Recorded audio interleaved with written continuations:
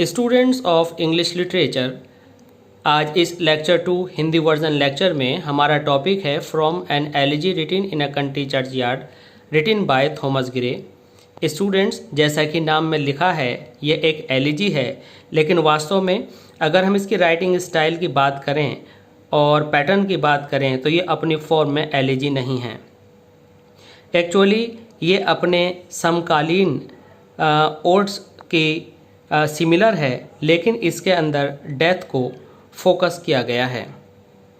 Students, इसमें grey churchyard scene को हमारी आंखों के सामने लाते हैं।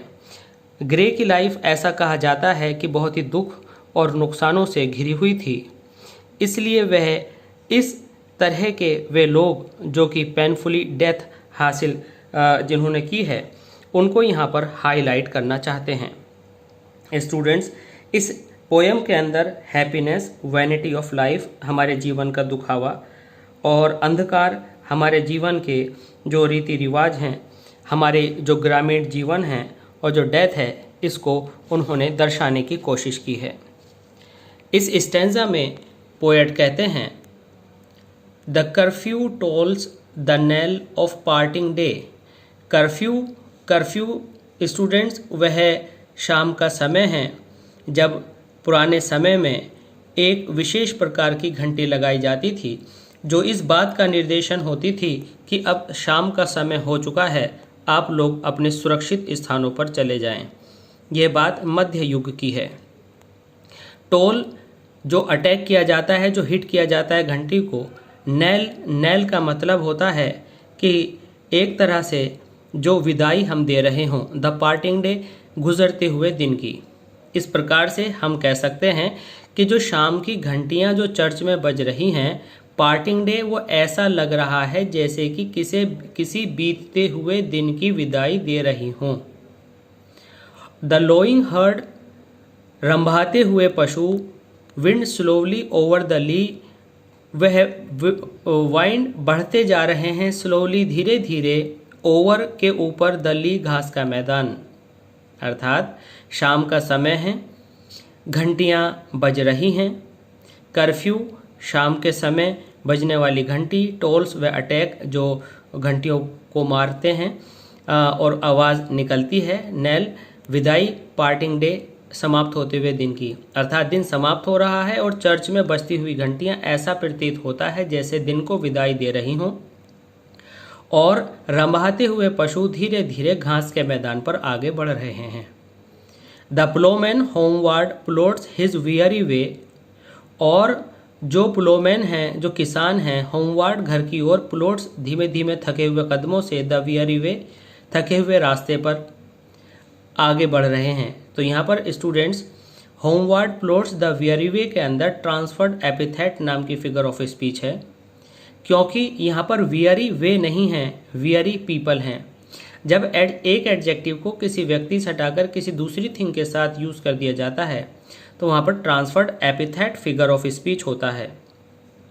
तो यहाँ पर कहा गया कि थके हुए किसान अपने रास्तों पर आगे धीमे धीमे बढ़ते चले जा रहे हैं। And leaves the world to darkness and to me, और मुझे और मेरे संसार को अंधकार में छोड़ते हुए चले जा रहे हैं।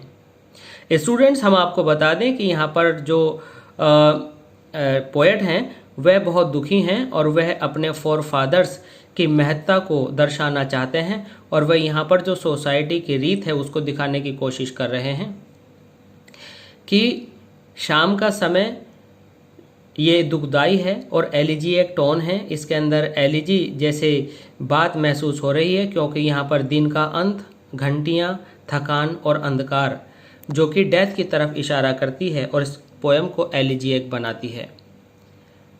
तो स्टूडेंट्स, एक बार फिर इसको समझ लेते हैं। शाम की घंटियां जो चर्च में बज रही हैं, नेल विदा दे रही हैं वह ढलते हुए दिन को, और लोइंग हर्ड, और रंभाते हुए पशु धीमे धीमे घास के मैदान से आगे बढ़ रहे हैं। The ploughman homeward plod his weary way, और किसान धीमे धीमे करके आगे बढ़ रहे हैं थके हुए कदमों से। And leaves the world to darkness and to me, और मुझे और मेरे संसार को अंधेरे में छोड़कर जा रहे हैं। अर्थात पोएट यहाँ पर निराशा से घिरा हुआ है और वह एक दुखदाई सीन क्रिएट करना चाहते हैं।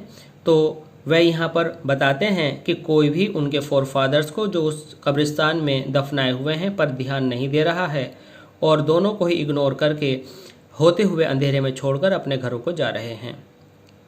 बीनीथ दोज रग्ड एल्म, और रग्ड खुरदुरे, एल्म एक पेड़ का नाम है, दैट यू ये दूसरे पेड़ का नाम है, ट्री शेड और एल्म और यू पेड़ की छायाओं के नीचे, वेयर हीव्स जहाँ पर कुछ उठी हुई भूमि, द टर्फ जिस पर सूखी हुई घास है, इन मैनी अ मोल्डरिंग हीप और वो कब्रें मोल्डरिंग जो ढलने लगी हैं, जो झड़ने लगी हैं, हीप व ढेर के समान हैं।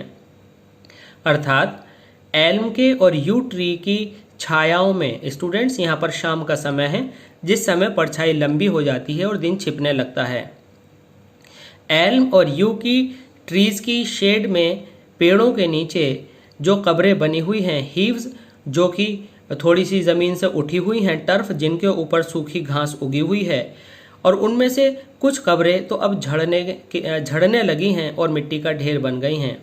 ईच इन नैरो सेल, और इन पतली सी बनी हुई कोठरियों में, फॉर एवर लेड हमेशा के लिए लेटे हुए हैं, the rude forefathers of hamlet sleep. Rude means अनपढ़, फोर फादर्स हमारे पूर्वज, हेमलेट इस गांव के, स्लीप हमेशा के लिए सोए हुए हैं। यहाँ पर पोएट डेथ को इंडिकेट करना चाहते हैं और बहुत ही सैडनेस के साथ ये स्टैंजा रिप्रेजेंट होता है कि पोएट कहते हैं कि इन खुरदुरे एल्म और यू की पेड़ों के नीचे जो छाया इस पेड़ की पड़ रही है उसके अंदर वेयर हीव्स, बहुत सारी हीव्स मीन्स उठे हुए उभार मिट्टी के, अर्थात कब्रें बनी हुई हैं, द टर्फ जिसके ऊपर सूखी घास उगाई है और मैनी अ मोल्डरिंग हीप और उसके ऊपर बहुत सारे और उनमें से कुछ कब्रें ढल रही हैं जिसकी मिट्टी झड़ रही है और ढेर बनते जा रहे हैं। इन हर पतली सी कब्र के अंदर हमेशा हमेशा के लिए, forever laid narrow cell पतली सी कब्रों में, the rude forefathers of hamlet sleep इस हेमलेट गांव के पुराने पुरखे हमेशा के लिए सोए हुए हैं। स्टूडेंट्स, ये था लेक्चर 2 और उम्मीद है ये दोनों स्टैंजाज आपको अच्छे से समझ में आए होंगे और इसका इंग्लिश वर्जन आपको दूसरे लेक्चर में मिलेगा। प्लीज़ देखते रहिए और लाइक कीजिए और सब्सक्राइब कीजिए हमारे चैनल को और ऐसी classes of English language. Thanks.